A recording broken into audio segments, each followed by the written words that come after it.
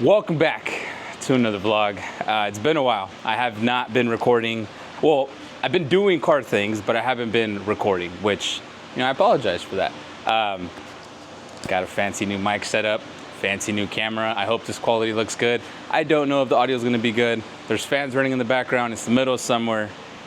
Let's move on. So by the title of the video, you guys already know, we are replacing the differential 240 S14 axles and diff out of the car, and I'm gonna be replacing them with 350Z. Now, how do we do that? I got a really good deal on a I believe it's 350, I don't know what it is, 350, 370. I don't even know if it's LSD or not. Probably is. It came with 2 speed sensors on each side. All my 350 guys, let me know in the comments because I got no idea. I got the axles, which is awesome, that's great. And then this is what's gonna allow the diff to go inside the 240. gktech, they have nice kits. I believe it's these. Open it up, bam. So these little bushings, they offset the mounting locations because these won't bolt directly on. The holes are a little offset. So we have 3, and then we have this bracket. It's like a diff mount, if you guys remember in the E30 days.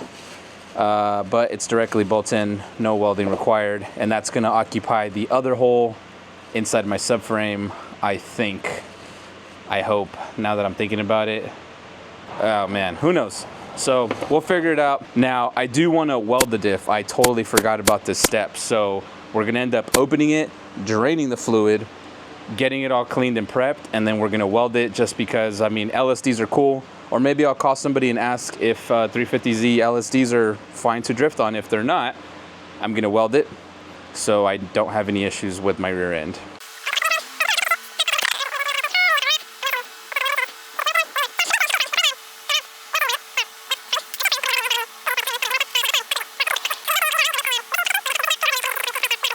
So I wasn't going to show the whole process of welding the diff. I've never welded an LSD before. I've always welded open diffs. I was tempted to sell this and just get an open, but time, whatever, I welded the LSD. To get into all 4 corners in each of these holes, extremely difficult. I did the best I could. So once I got all 4 corners, I kind of started connecting the corners and just like swirling it best I could. And then for reassurance, I added these little, edge welds and left it at that. This thing is very hot. There is a lot of slag everywhere, so I'm gonna end up blasting this and cleaning this when once this cools down. But on to the next thing. I think I'll start jacking up the car and getting that ready. Okay, low-key a pain. I'm sure there's a billion ways. I tried doing my normal method where, I rent this tool, put it on, press it out. Cool, I did it. I pushed out the center cord, no problem. The issue I'm having is this isn't enough room to fit this and to fit whatever I found that is exact same size to go in here and press it out. But I don't know if you can see that tiny little gap down there. I've put it on my vise. I don't recommend anybody do this. It was a pain to get it up there. That vise is super heavy. It like dug into my arm, but I'm hammering it out manually. I'm hoping that it'll come out like this. I'm gonna set you guys up. I hope it doesn't fall off the vise. If it does, I hope instinct doesn't let me try to save it. But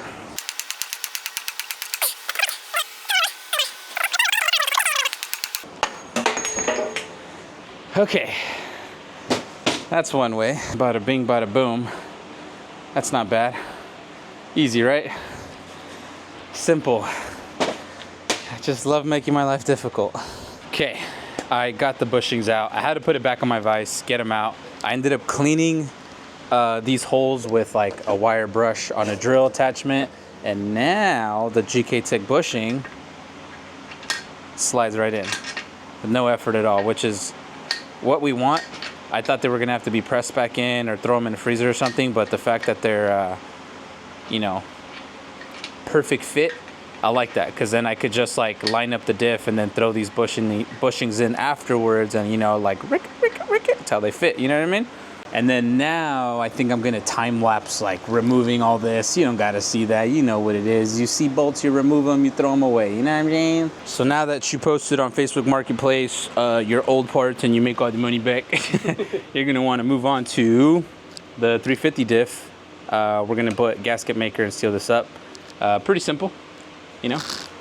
Buy a tube of gasket maker, hit it with some beads, and go to town, man. Gonna see if I could, I don't know what kind of bead I'm going for here, but should be good. I'll do this pass. We'll show it on camera. And then we're just gonna finish the rest off camera. See that? That's fine right there, man. That's perfect. Do that little backhand thing so it focuses on the front. There you go. Perfect. That's it. And for the next clip, I did some lighting off. Yeah, just put it in, man. The 350Z diff and axles are in. Now let me explain some stuff. There is a bushing in your S14 subframe. Where is it at? This bushing right here. It is pressed in and it's really hard to take out. If you can see like the little bite marks on the edges, I was like smacking it with the screwdriver as hard as I could. And then after that, I was literally just wailing on it with a 10-pound like mallet. And I managed to get that out. The gktech bushing also has to be pressed in. I cleaned it as best I could. I've seen some videos online where people like sand the subframe hole to like for the bushing to press in a lot easier, and then hammered the crap out of it in.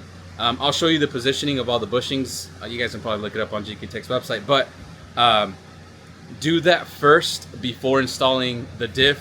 Probably have some help. I would not have done that without my cousin's help. Shout out to you, brother. Yeah, then you're gonna wanna slip the back and then the front.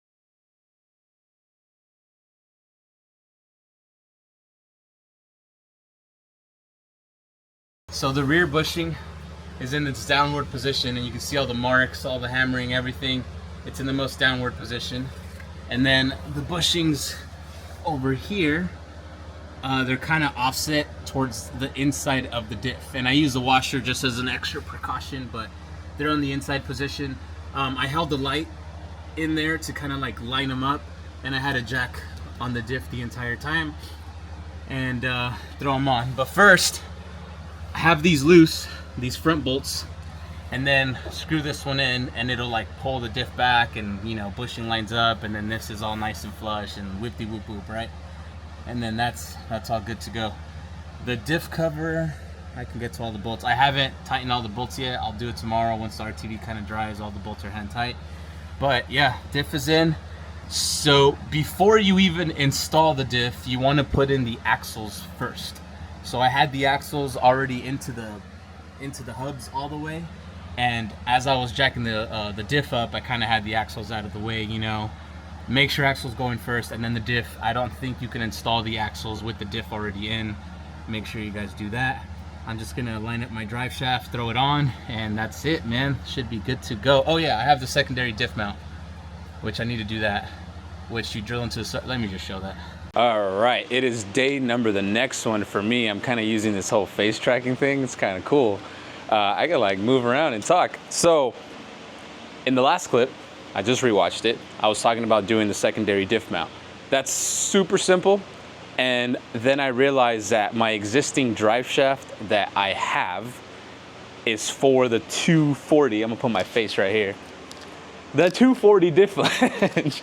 And so the 350Z input flange and the 240 input flange are different. They're different sizes. 350Z is bigger. Now, I could drill into the flange, potentially mess it up, cause some weird balancing issues, but we're not gonna do that. I read a couple forums and they were saying that the mounting is the same. So I'm gonna put that theory to the test, and I'm gonna try swapping out the flanges.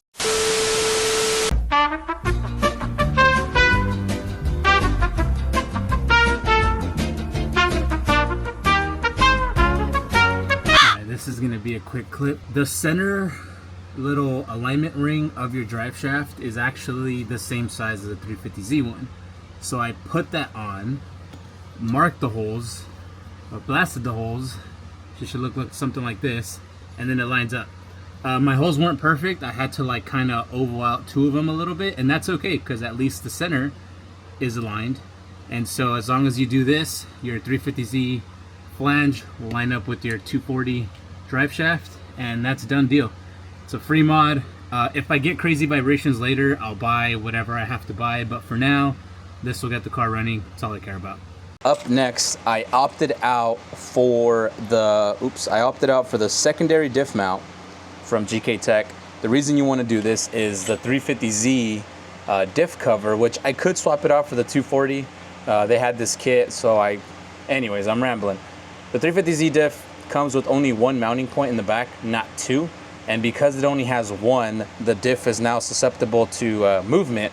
So you add a secondary diff mount, which is mounted on the 2 diff covers, and you're gonna make a hole through your subframe there to make it nice and sturdy. So now there's 2 mounting points, 1 on each side, to carry the load evenly. So we're gonna end up taking off these 2 screws, throwing in the 2 from the kit for here and here, and then that's gonna align us on the hole, and then we're gonna make a hole through the subframe and then use this bolt here to mount it all together. So let's get started.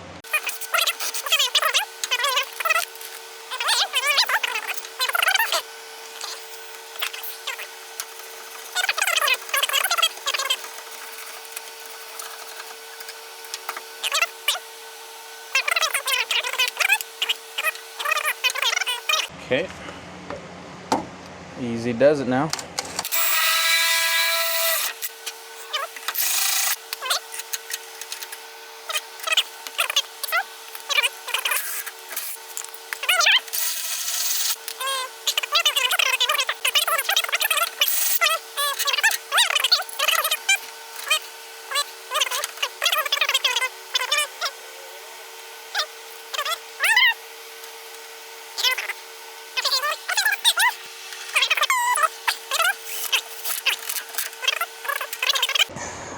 All I did was tighten everything down.